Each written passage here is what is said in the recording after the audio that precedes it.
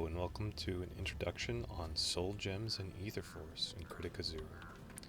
So Soul Gems are pieces of gems that can go onto gear that will enhance the stats of the gear themselves. You might have seen this Soul Gem processor around in different towns, or maybe this Soul Gem processor button, which you can use to activate the same interface. Essentially what you need to do is you need to find a piece of green gear rarity higher. If you notice, I go to equip a gem inside this low item, it cannot be socketed. This green item though can be socketed. The cost to unlock the sockets goes up as the tier does go up as well, so a blue one will cost more to socket, and so will does a rare all the way up to legend. The same goes with removing gems for the pieces themselves. So if we go ahead and go attempt to unlock a socket, what happens is the equipment will be bound. So that means that we can't account transfer it. You can enhance an item, you can use scrolls on it to change the stats, you can appraise it, but once you unlock a socket for this, you cannot trade it across your account. This is to prevent moving soul gems from character to character. So you can see there are a lot of different colors of soul gems and a lot of different types. What you'll notice is they each have a name to them. So this one, for example, is Black Attack Power Level 3. So the level typically gives more stats of what you're looking for. So a higher level gem, like a level 4, will give less than a level 5 of the same type. So if we can find a decent example in there, I'm not sure I have one, but in order to upgrade these gems, what you need to do is go here to the gem craft function. Once you get 3 of the same type of gem, so I have 3 of these field resistances, and once I craft them, what happens is it goes to the next tier. You can see that I moved the 3 of the 1s into a 2. I'm moving 3 of the 2s. I'm going to make a 3. So these 2 gems right here that I have, these level 3s, I do not want these, so what I'm going to go ahead and do is come over to this gem combine function. I'm going to put this gem and this gem in here, and go ahead and hit gem combine. It will show you what ones you can get over here, but unfortunately it's all random. You can't pick or choose at this point in time. So I just combine those, and I come up with a new gem. Now, when you're equipping the gems, you're going to notice that you will eventually get a set effect, and it's not this equipped soul gem effect, and it's not a set effect that you might be thinking, but it's when you reach a certain level of tier with the gems. You can see on the side that I have the purple soul gem set effect. That's not a set effect that I want, the critical resistance, but it happens to have stats that I do like. So the defense penetration is the set that I'm looking for. They all have aura on them. There is no set bonus for aura, but the ones to look out for are green, which have a set bonus for defense penetration, the red, which has a set bonus for attack power, white gives movement speed, and orange gives critical, while yellow gives critical damage. There are some other ones that give defensive stats. I don't 100% know what those all are correctly, but you can see the ones that I have there. The blue, purple, the black, and the light blue all have their own specific defensive oriented stats. So you'll notice too that movement speed gets 1% per set level, and attack power gets 0.5% per level. So it does depend upon the stat itself, which goes into effect. The set levels that start to take effect, for example, the white soul gem gets it at every 5 levels. So we'll get 1% movement speed every 5 levels. So I have a total of level 18, meaning I have this level 5, this level 5, which is 10, this level 4, and this level 4, which is 18. And I'm only getting the effect of having a total level of 15. So the extra 3 levels that I have in there on my white gems, they aren't doing anything for me other than the gem stats themselves. So those are the stats for soul gems, how to put them on. And now I can show you where to get them. You can get them from the limited vendors in different towns. This is going to be from Lilith. She sells the random boxes for these salvage soul gem boxes. There are quite a few different gems that you can get. Typically you'll expect some low tier ones. Additionally, you can get some from the cash shop each day. These do not cost you anything. There, here is that same box, but it comes from the cash shop. And then here you will see the daily dungeon that you can do for it. It's going to be the Blizzard Bear Cave.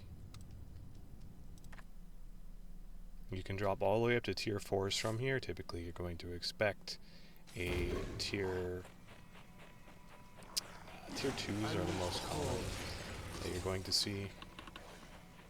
And I'm going to run through this and just clear it in order to show you the dungeon entirety. This meat in this dungeon gives you an attack bonus. So normally my attack is closer to 15,000, so it gives you about 2,000 attack, at least for my stats. Something else you can do with this meat, if you're having a tough time with this enemy, is you can bring it over here and place it on this pile. And that allows you to have the bear eat it and then go to sleep. Which, again, if you're having a more difficult time with the dungeon, need some extra time with the boss, you don't want the attack bonus. You can see my attack does go down a little bit.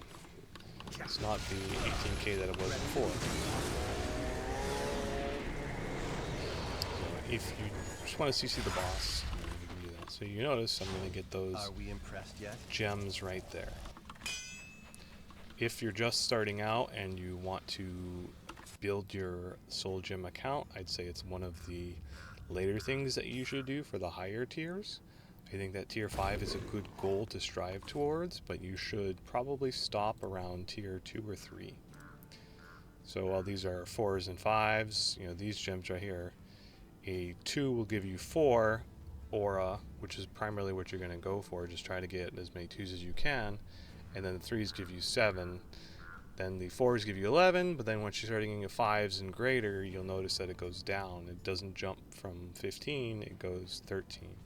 So the 5s are less valuable in terms of the raw stats that are on them, but the side effects are. Again, those important side effects that you're looking for are going to be similar to what I have on my gear, which is the white for move speed if you need it. Not every class does. Red for attack power, green for defense penetration.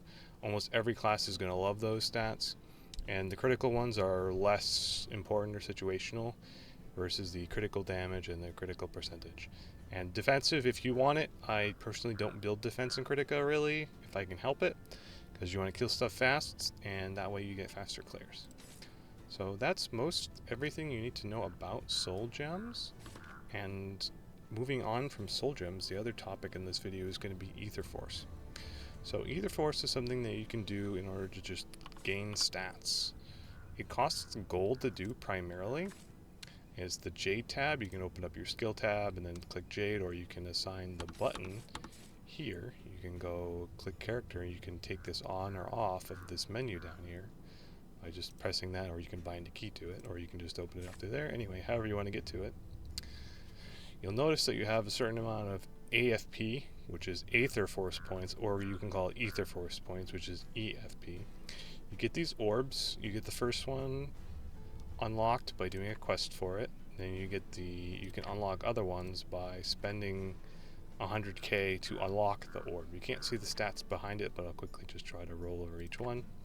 You want to be doing these Etherforce points in the order that you see them. So the ones that cost less, they give you less stats total, but in terms of the efficiency of what it costs in both Etherforce points and gold, it becomes less efficient the higher you go.